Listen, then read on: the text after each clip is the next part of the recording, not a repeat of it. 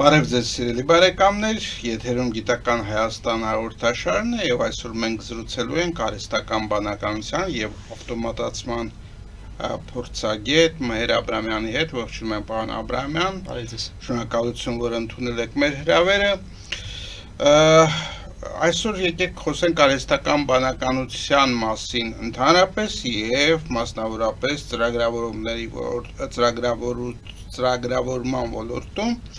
եւ քանի որ մենք տեսնում ենք, որ վերջին տարիներին արհեստական բանականությունը այսպես արդեն լիիրավ ձևով մտել է մեր կյանք եւ ակնհայտ է դառնում, որ շատ մասնագիտություններ կամ վերանալու են կամ տրանսֆորմացիա են ենթարկում եւ քանի որ ես տեղյակ եմ, որ դուք ձեր առօրյա կյանքում եւ գործում օգտագործում եք արհեստական բանականությունը եւ ավտոմատիզացիայի կապը,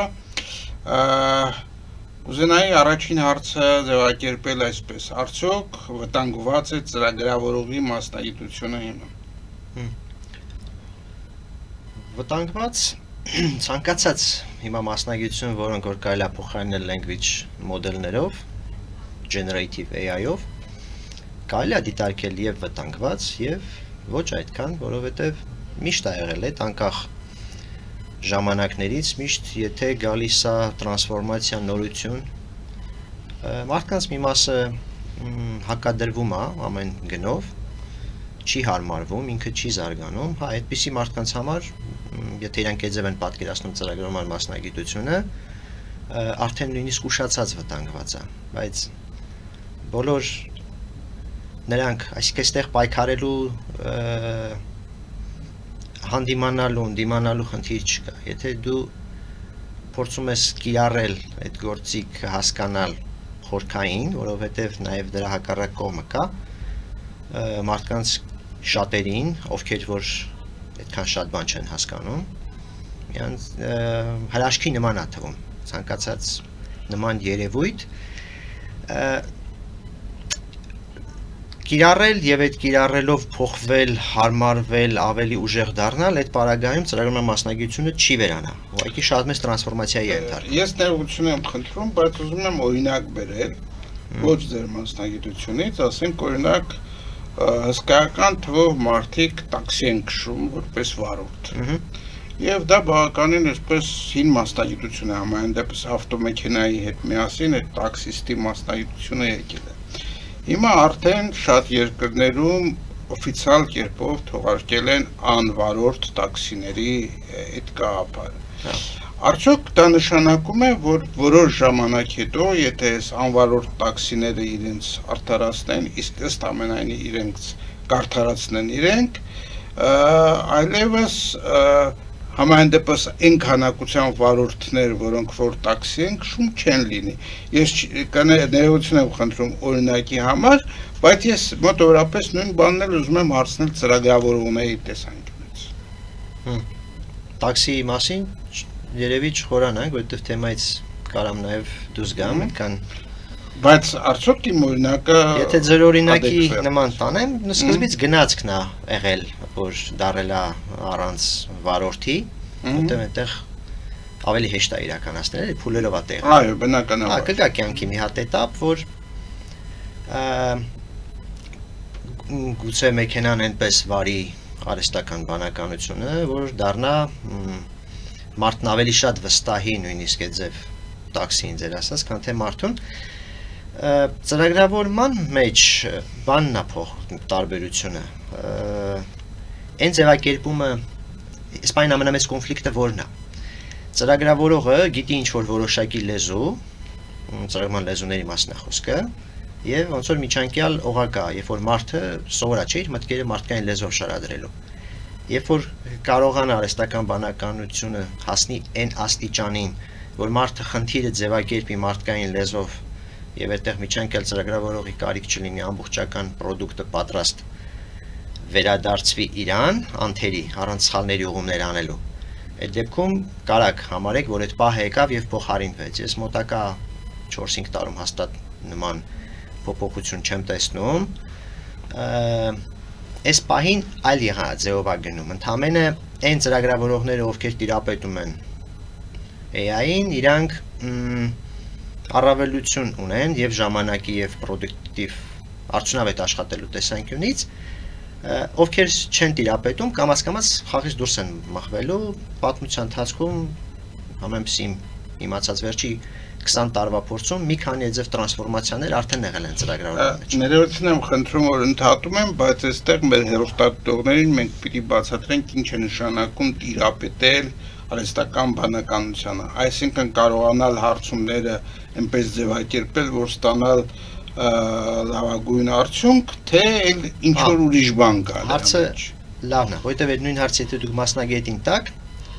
արհեստական բանականության միջև տիրապետելը առնվազն 4 տարվա ամուր կրթություն հիմք պիտի ունենա ինֆորմատիկայի, հենց առաջին հերթին ասպարեզումը մաթեմատիկական, բայց մեր օրերում, երբ որ ասում են արհեստական բանականության տիրապետել, դա նկատի ունեն հայտնի գոնե 5 մոդելների, ընդհանրապես հետները շփվելու ճիշտ prompt-ա կոչվում, ճիշտ հարցումներ տալու, որպեսզի քո ուզած արդյունքն ավելի ճիշտ ձևով ստանաս, ավելի մեծ վերցրած մոտ 20-30 գործիք, այսինքն լրիվ նոր դաշտ է, ինչ որ մեկ կար ընդհանրապես ծրագրավորում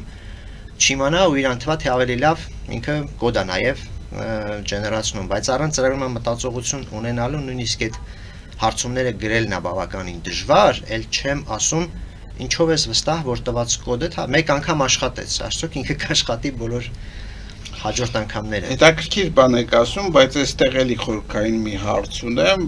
դուք ասացիք, որ մի քանի մոդելներ կան, ընդհանուր առմամբ մի 20 մոդել, փաստորեն այդ 20 մոդելները պատրաստում են որոշակի ծրագրավորողներ, չէ, որոնք որ մասնագիտանում են հենց արհեստական բանականության մոդելներ պատրաստելու մասով։ Եվ արդյոք այդտեղ նոր դաշտ չի բացվում ծրագրավորողների համար, որովհետև այդ մոդելները անընդհատ պիտի կատարելագործվեն, նորանան եւ ընդհանրապես այդ արհեստական բանականության աշխատանքի սկզբունքը պիտի անընդհատ կատարելագործվի, ճիշտ է։ Լրիվ, արհեստական բանականության հիմա մենք մի ուղղությունը վերցրել ենք մենակ language մոդելները որպես generative AI, երբ որ մեզ տրամաբանված մարդկային տեսանկյունից տեքստա վերադառնում կամ որոշակի խնդիրներ լուծում արդեն ունեցած իր տվյալների, մեծ տվյալների արդյունքներից առավելագույն համապատասխան ձևով վերադարձնելով, այդտեղ էլ է հետաքրքիր բան տեղ ունեցել, մի փոքր կողք տանեմ, որովհետև միշտ չի որ ամեն ինչ տրամաբանված մարդիկ տանում են զարգացումը, վերջում ստանում իրենց սպասված արդյունքը։ Հենց վերջին նույն ChatGPT լանչից առաջ ինչ նկատեցին, հենց որ բազան մեծացնում են, արդյունքը բազմակի անգամ է մեծ լինում։ Հիմա դրա համար ռեսուրսների կռիվ է գնում, ով ավելի շատ տվյալների վրա կաշխատի։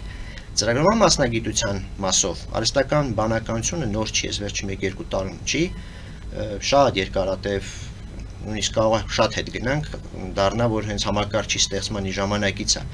սկսվել, դրան էլ կարելի է արհեստական բանականություն կոչել, այդպիսի ծրագրավորողները, այսինքն նույն տաքսի ավտոմատացում ստեղծող, երբ որ դա հասկանում են ինչպես ճանապարհի որ հատվածում է մեքենան ինչ պիտի անի կամ գիտական հաշվարկների համար էլ կարող արհեստական էլի բանականություն կիրառվի կամ պատկերների ճանաչում, նոր գաղափարների դուրս բերում, բժշկական դեղերի ստեղծման ժամանակ բազմակի անգամ պրոցեսներն արագացնել եւ այլն, այս ամեն ինչը ոնց որ մի ուղղություն է, language մոդելով AGI-ը, որը որ վաղ առաջացել ծրագրավորողների մոտ, որ իրենց բացառիկությունը հարցականի տակ է դրվում, որ դու ունես ինժեներական մտածողություն եւ մենակ քեզ որպես ծրագրավորող քեզ է հասու ստեղծել բարդ համակարգեր, հիմա դառնում է, որ ոնց որ խնդիրը դու ես զարմանում քեզնից արագ ոնց լուծեց, օրինակ բազաների մի հատ կոդի կտոր։ Այս պահին նույն բազաների ծրագրման մասով, եթե բազան ամբողջությամբ նկարագրում ես մոդելին, իրան մարդկային լեզվով ինչ հարցում տաս, ինքը քեզ արագ կոդը վերադարձնում է, երբեմն էդի կարող է մի ամբողջ օր տևի, նաև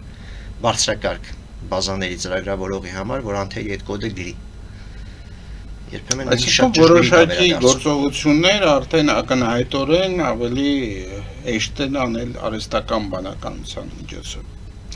Հա, Ես ուզում եմ մենք անդրադառնանք ձեր մասնագիտության այդ երկրորդ կտորին ավտոմատիզացիոն։ Ավտոմատիզացիոն տերմինը ես կարծում եմ, որ էլի բավականին հին պատմություն ունի, բայց շատ ավելի շատ կիրառվում է այն ժամանակվանից, երբ որ սկսեցին գործել մեխանիկական գործիքներ եւ շատ բաներ, ուրեմն մարդուն փոխարինող աշխատանք սկսեցին կատարել ավտոմատիզացված եղանակով։ Հիմա ծրագրավորման ուրեմն որպես արդյունք օգտագործվում են նաև համակարգիչների վրա, ինչ որ անընդհատ կրկնվող գործողությունների համար համապատասխան ծրագրեր գրել, որոնք որ կարող են ուղղակի փոխարինել մարդու կլավիշներ սեղմելուն եւ այդ խնդիրները լուծել։ Ես ճիշտ եմ մեկնաբանում ավտոմատիզացիոն տերմինը հիմա ծրագրավորման։ Հա, ձեր հարցերը մի հատ հարց չեն պարունակում։ Ընդգրկուն է մի քանի ճառագայթներով գնացող։ Այո, համեցեք։ Սկզբից էլ զրույցը սկսվեց հենց ոնց որ AI automation մի տողի վրա տանելով, AI-ը արհեստական բանականություն, ավտոմատացում թեկուս։ Հայաստանում էլ ա եղել ինստիտուտ, ես նույնիսկ մագիստրոսական իմ թեզն եմ պաշտպանել ավտոմատացման խնդիրների ինստիտուտ, ազգային ակադեմիային այդ դեպքից, շատ շուտ։ Այսինքն նույնիսկ այդ բառը ժամանակի ընթացքում տրանսֆորմացիա է ընթարկվում։ Ամենամեծ խնդիրներից մեկը մենակ երևի ծրագրման ոլորտին չի առնչվում, բայց գիտական մարքեթինգը ու մոդան խանգարում են նաև գիտական ճիշտ գծով զարգացմանը։ Հիմա ես կարամ հստակ սահմանում տամ, կարծում եմ, որ automation եւ AI-ն իրարից սկզբունքորեն ինչով են տարբերվում։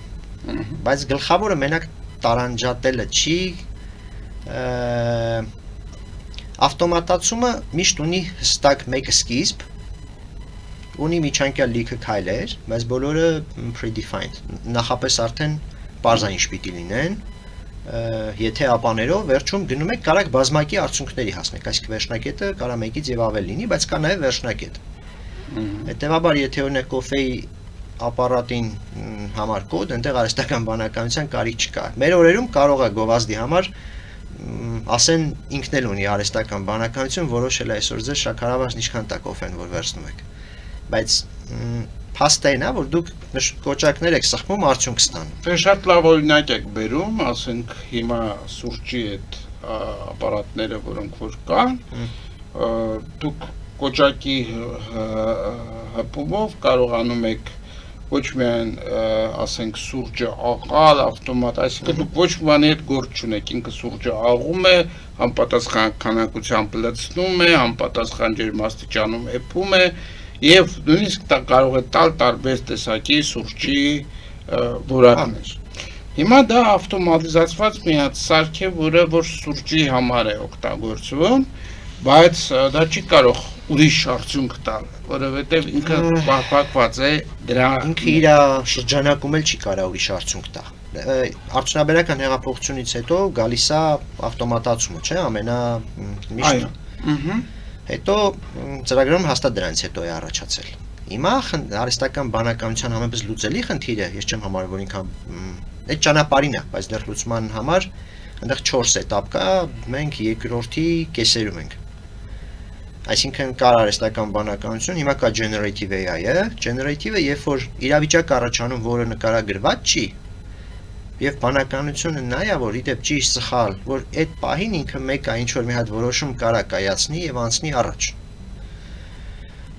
Ես ավելի կուզեմ կենտրոնանամ ինձ համեմատաբար առնչվող, որի մեջ ես արդեն բավականին երկար, համեմատաբար արհեստական բանականությունը հաշվի առնելով ինչքան տարի կա, նոր 5 տարուց ավել, ես սկսեցի ավտոմատացման խնդիրներով զբաղվել browser automation իմաստով, այսինքն երբ որ օֆիսային աշխատողը նստում համակարգչի դեմ ու ինչ որ բան անում, այդ process-ը ավտոմատացնել, այն անիմաստ աշխատանք, որ անընդհատ նույն ձև պիտի մարդը կրկնի, դա էլ ավտոմատացում, այսինքն մենակ կոֆեի ապարատով կամ արտադրական հոսքագիծ պետք չի ընկալել ու պատկերացնել, նույնիսկ կան լիքը գործիքներ կային, որ դու քայլ առ քայլ նկարագրում է իր անելիքները եւ ինքը միշտ կաներ, դա մաքուր ավտոմատացում է։ Հիմա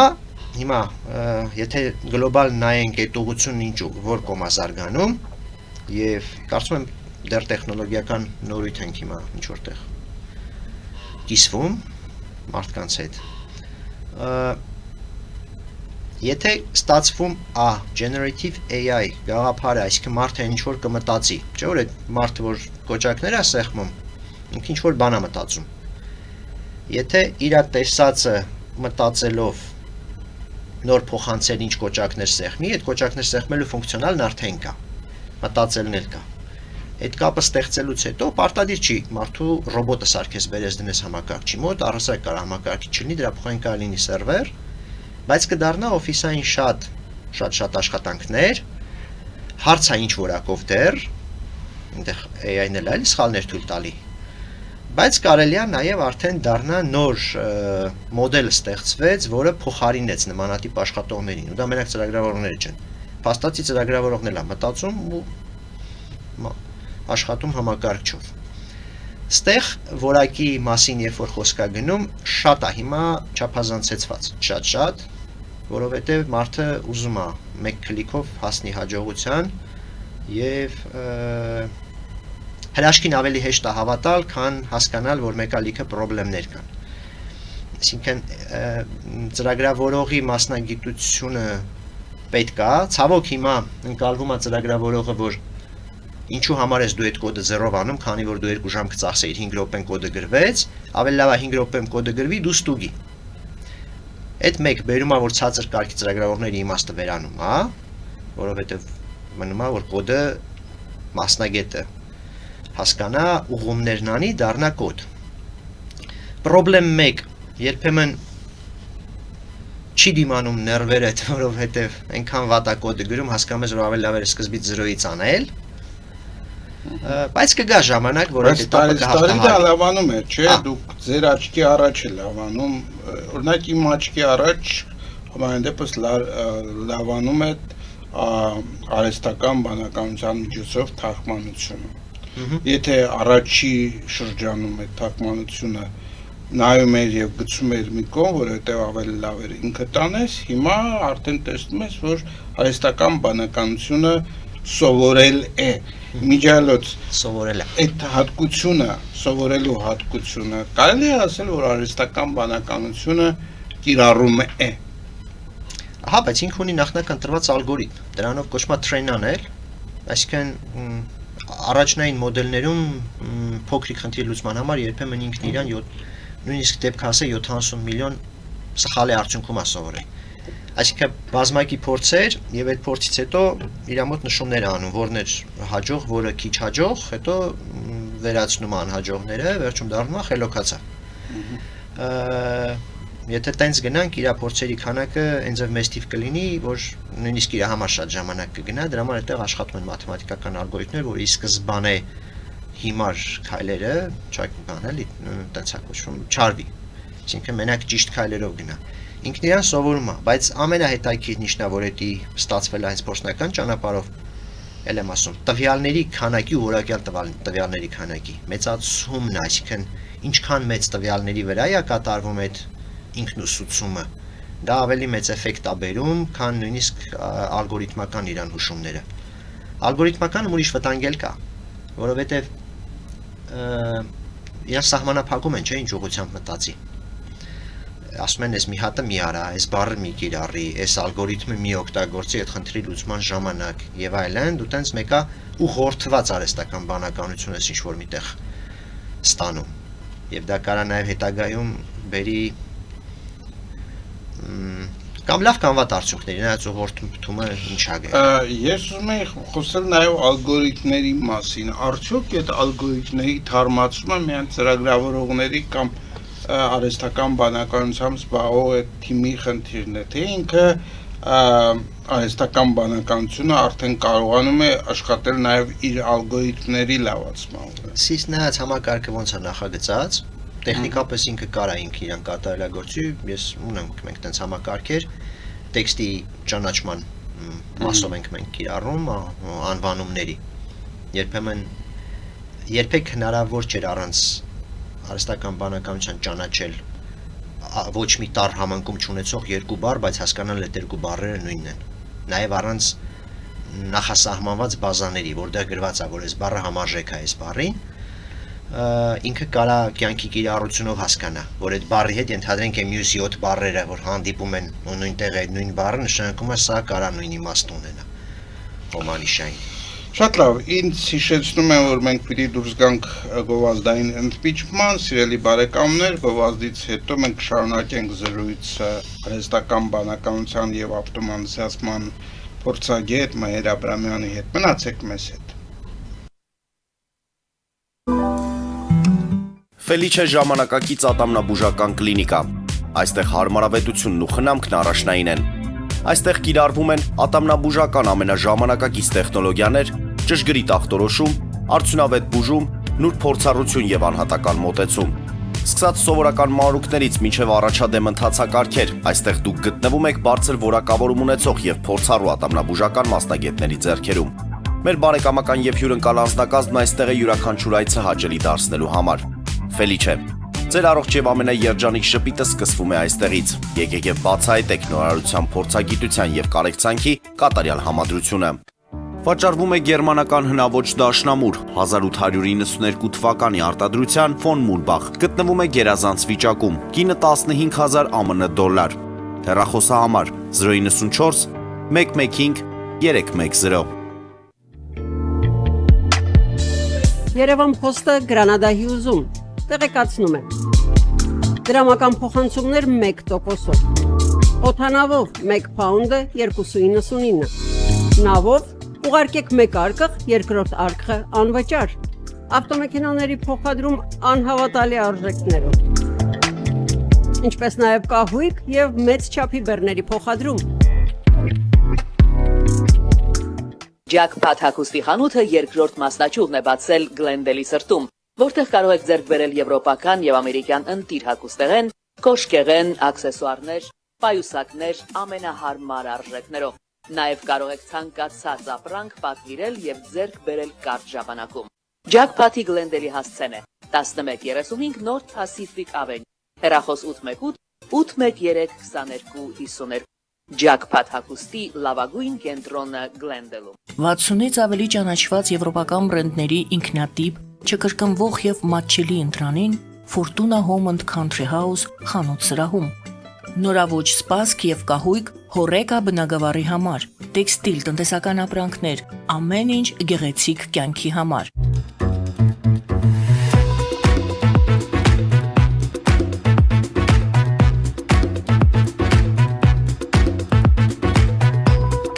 Արարատ ռեստորան, ընտանեկան եւ ընկերական ժամանցի լավագույն հասցե, սիրված արտիստներ, հյուրընկալ մթնոլորտ, հարուստ ճաշացան, անմահական խորտիկներ։ Արարատ ռեստորան, հասցեն անփոփոխ, սիրով սպասում ենք ձեզ։ Լավագույն պաղպաղակ, բնական, համեղ եւ մատչելի գներով պաղպաղակը կարող եք ձեռք բերել բոլոր հայկական խանութներում։ Պահանջեք հայկական պաղպաղակ, Թամարա պաղպաղակ։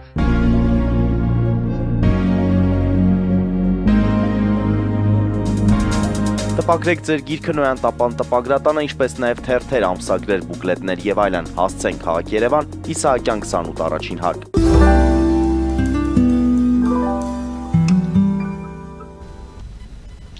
Մենք շարունակում ենք մեր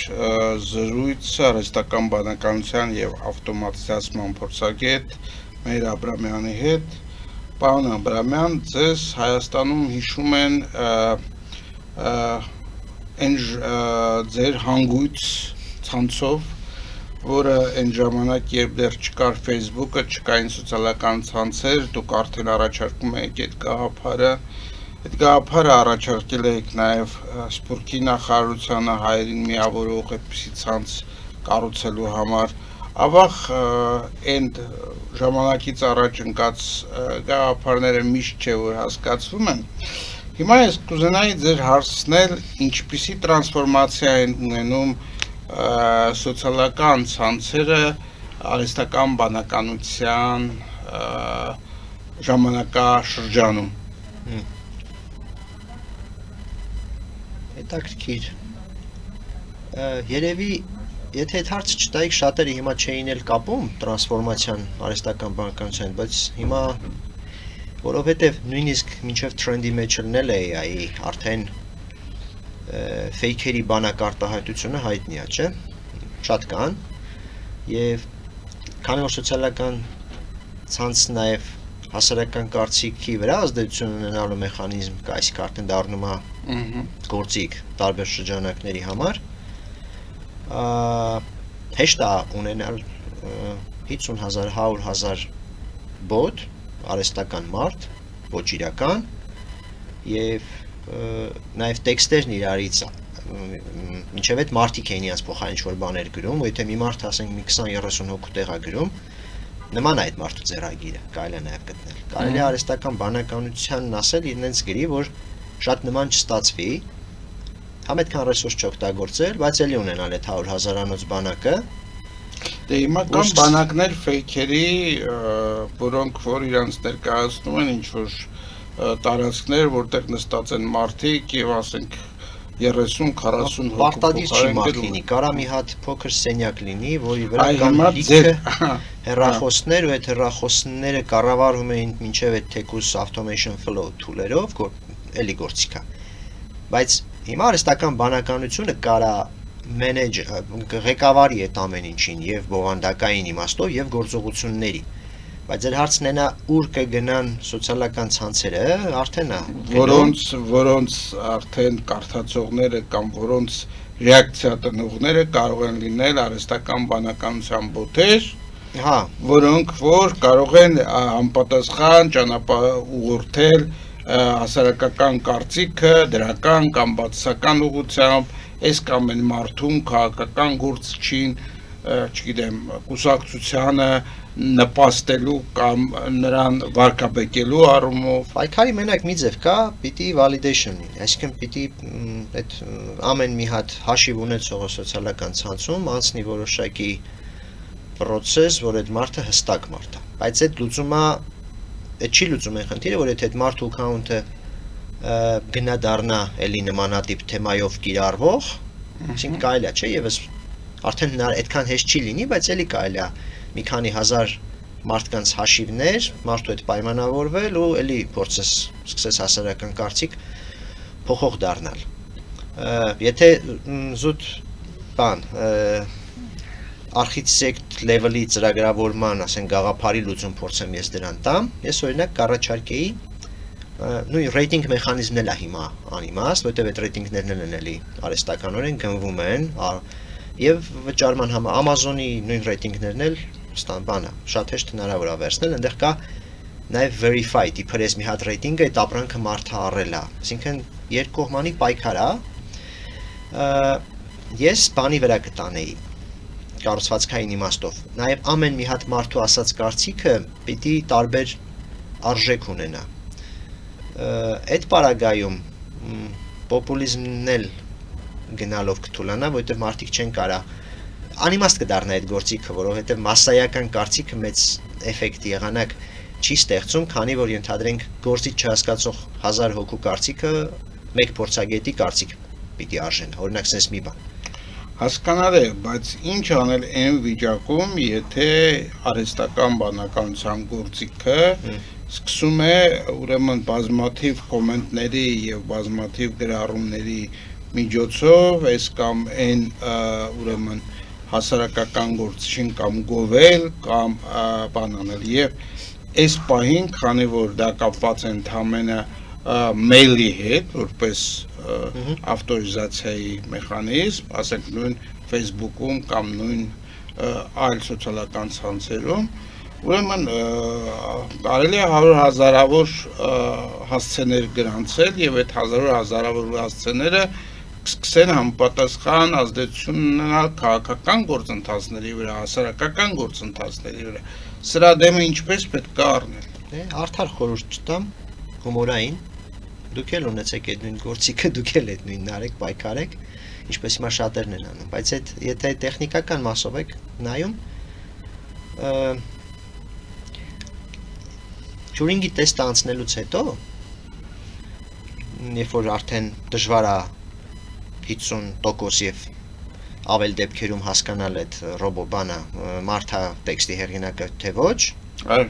Էլ այդ ձեր հարցը չունի պատասխան իրականում։ Մենք մտնում ենք այդ դարաշրջան ապրելու։ Իրականում տեստի անցմանը մարդիկ հետևում էին դեռ 80-ական թվականներից եւ սպասում էին, որ ասենք միջև 30 թիվը այդ տեստը պետք է անցնի։ 2030։ Այո։ Ну, հիմա փոքր է հլա դեռ ճեղքումը, ասենց ասենք, բայց ճեղքումը կա։ Այսինքն արդեն անցնում են, այո։ Հա, եթե մոռանում ենք հատուկ մարկերները, որ language մոդելները դնում են, որով հեշտ անկալելով է գրել, որ որոշ բառեր բոլդով առանձնացում, բայց եթե դուք ամբողջ միտքը հանեք եւ մի քիչ էլ իրան ճիշտ ձևով հետը շփվեք, որ ինքը parse text է, դուրս գա մոդելի տրամաբանությունից, գրեթե անհնարին է հասկանալ էդի վերջը մարդ է գրել, թե ամեն դեպքում գործիքի միջոցով է։ Չեմ շրջանցում հարցը, ուղիղ պատասխանն է սպային, ուղիղ պատասխանը պայքարի այդ ուղիղ մեթոդը գոյություն չունի։ Հիմա շատ ակտիվ գնում է տեխնիկական մակարդակում պայքար, որ առանց լոգինի հնարավոր չլինի ասած ձեր այդ կոմենտը թողել եւ այդ լոգինը անցնելու մենակ մի մեխանիզմ լինի, որ մարդը անցել, որ սկրիպտին թույլ չտրվի այդ գործողությունը կատարել։ Բայց ես կարծում եմ, որ հենց ծրագրավորողն ու արհեստական բանականության մասնագետներն էլ անում են այնպես, որ հանգիստ կարողանա անցնել։ Շատ հանգիստ չի, բայց հա, կա ստացվում անել, նույն Face ID-ին մինչև հլա հասնելը մի հատ level էր, չէ, հաղթահարելու, թե մարդու մինչև դեմքը չի ճանաչվել, այդ application-ը բաց չի, որ ոչ մի բան չկարողանա անել։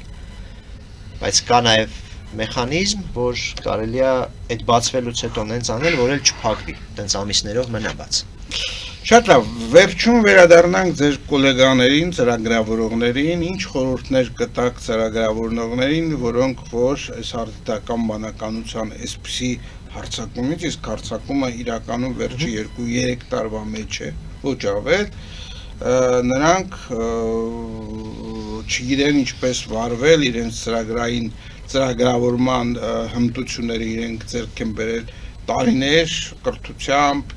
փորձով եւ այլն եւ հիմա դրանց աչքի առաջ փշրվում են։ Նայածով ովքեր որ տարիներով եւ տենց երկար են ձեռք բերել, չէ, նույնիսկ իրանց համար ոչ մի բան չի փշրվում, հակառակը մի քիչ սկսում արժեքավորվել, մի հատ հետաքրիր ժամանակաշրջան հաղթահարվեց այդ ոլորտը, երևի ամեն բան որ մինչեւ արդեն կարելի է հստակ ասել գիտություն դառնալ, մինչև այդ երբ որ ֆիզիկայի սովորում եւ այն ժամանակ ծրագրավորում մենք բավականին շուտ էր, բայց այն ժամանակ չեր ընկալվում որ կարա ծրագրավորումը գիտության արժեք ունենա, ֆիզիկան ուրիշ մակարդակ է։ Հիմա կամաց-կամաց ծրագրավորումը արդեն է իրականություն, այսինքն այն պատուհանը որ մարդիկ կխապվեին կամ իրանց կխապեին, կասեին որ 6 ամիս արագ կապ չունի ինչ մասնագետ ես, ինչ 6 ամիս 1 տարի սովորում ես այդ հմտությունը, եւ դրանից հետո դու դա արդեն կարաս լինես ծրագրավորող, հա, իրանց վերջը եկել է, եթե sense բան, որովհետեւ իրանց գործը շատ ավելի լավ արդեն փոխարինվում է։ Ու ոչ մեկ մոդելով, դա մենակ ChatGPT-ին չի, մենակ Gemini-ը չի, կան։ Նույնիսկ middle-ները, միջին level-ի ծրագրավորողները կարան արդեն այսինքն ինչա դա որոշակի ճնշում զգալ է իրենց մասնագիտական թոփերն են զգում, բայց հարցը նրանում է, որ այդ ճնշումը մի քիչ ավելի շատ նաև ուռճացված է, որովհետև այն մարդով առասարակ չի օգտագործել կամ չգիտի եւ մեկ էլ տեսնում է հոп մի հատ փոքր բան ստացվեց անել, բայց կատարյալ կոդի համար դու պիտի անթերի լինի, այսինքն քո արած կոդը մենակ մարդն է կարող այդ խորը մտածողությունն ունենա, միանշանակ տեխնիկական նկատի ունեք տրամաբանությունը, թե այդ կոդի հմտությունները, լեզվի իմացություն, ինժեներական մտածողությունը, ես տենց կասեի, մեր օրերի ծրագրավորողները մեր օրերի մաքուր ամբողջ իրանք ինժեներ են, նաև մասնագիտական կոչումներն են գալիս, ասենք վերևի top level-ներում հասնում software engineer եւ այլն, այսինքն երբ որ դու արխիտեկտուրան ես կարող ամեն ինչի մտածես։ Եվ սա նրա մասին չի, որ արհեստական բանականություն արդյոք կհասնի մի օր դրան կփոխարինի։ Դուք էլ շեշտեցիք, որ մեկը այդ համակարգի համար մարդիկ են պետք որ զարգացնեն։ Ուղղակի իմ խորհուրդը ինչ կլինի, որ բոլորը զգացողություն կա, որ եթե այդ ուղղությունն է զարգանում, պետքա բոլորը գնան ու մենակ դա սովորեն։ որովհետև այն մյուս ծրագրավորողները վերջ, վերացան։ Իրականում տես չի, նաև իսկական ծրագրավորողները, թեև հիմա 90%-ը տեսնում ավետի փոխբերող ուղղությունն է տենց ասովորում, բայց իսկական ծրագրավորողը փողի համար չի սովորել 20 տարի առաջ, ինքը իրան հաճելի է եղել, երբ որ ինքը կամպյուտերը բացել է ու կարողացել է խնդիր լուծի։ Հիմա այդ մարդու համար ինչ տարբերություն, ինչ ճանապարհով է խնդիր լուծելու, բայց որpիսի ինքը լինի պահանջված, եթե դու չգիտես արհեստական բանականություն եւ դրանք չես կիրառում, գործ չես գտնելու, այդ տրանսֆորմացիան մեկը կլինի։ Իսկ որpիսի դու արդեն շեմը մտնելու 6 ամիս, 12 ամիսը չի։ Քո կրթությունը պետքա 50-50 կամ նույնիսկ գոնե 30% լինի մաթեմատիկական, այդ մաթեմատիկան ամբողջ մաթեմատիկայի ուղղությունները չի, դիսկրետ հանրահաշիվն է, գրաֆների տեսությունը, հավանականության տեսությունը, այսինքն ինֆորմատիկայի մաթեմատիկական ուղղությունների իմացությունը, որոնք մինչև հիմա ապացված լավագույն նախ մեխանիզմն տրամաբանության զարգացման։ Երկրորդ դրանք իմանալով է, որ մարդը ի վիճակի է ծրագրավորում իմանալով խնդիրը ճիշտ մոդելավորել։ Եվ այս ամեն ինչը իմանալուց հետո ենթադրենք 4 տարի սովորեց, մի քանի պրոյեկտներ արեց այդ ընթացքում, փորձ ձեռք բերեց ու նոր եկավ ջունիոր մտնելը, դա չի նշանակում, որ դու նոր սովորեցիր մի երկու բան, այսինքն դու արդեն գրեթե ամեն ինչ կարող ես անես, ուղղակի կյանքի աշխատանքի փորձ չունես։ Դառնում է ծրագրավորողներից շատերը կմտածեն 100 անգամ արդյոք իրանք ուզում են ծրագրավորում ընտրեն, որովհետև ընտրում էին մի տարում մասնագետ դառնալու համար։ Հիմա հասկանում են, որ նույն համարժեք է իրավաբան դառնալու, բժիշկ դառնալու երկարատև կրթական ուսման, որից հետո բացառվում եմ, որ իրանք անպիտան դառնան, ինչքան ուզում է հակառակը նոր դաշտ է բացվում։ Այդ մի միտքն էլ կարևոր միշտ ես 3-4 սետապ այդ ձև անցել եմ ծրագրավորման փոփոխությունների, այսպես ասենք, հա, առանց արհեստական բանականության, երբ որ դու հայտարարվում է, որ վերջ այս ուղղությունը մահացավ, այլևս այդքան մասնագետի կարիք չի լինելու, մարդիկ արդեն մենակ ստեղծագործական աշխատանքով են զբաղվելու, բոլոր այսինքն աշխատատեղերը կրճատվելու են եւ այլն, վերջի 30-40 տարում գնալով հակառակը, ինչքան զարգանում ենք իբր, այդքան ավելի շատ աշխատողների կարիք է լինում։ Մասնագիտացված աշխատող։ Հա, մասնագիտացված, այո։ Շնորհակալություն մեր հետաքրքիր զրույցի համար, սիրելի բարեկամներ, սրանով ավարտում ենք մեր հաղորդումը, հիշեցնում եմ, որ մեր հյուրն էր արհեստական բանականության եւ ավտոմատիզացման մասնագետ Մհեր Աբրահամյանը։ Աղթում եմ ձեզ ամենայն բարիք եւ մինչեւ նոր հանդիպում։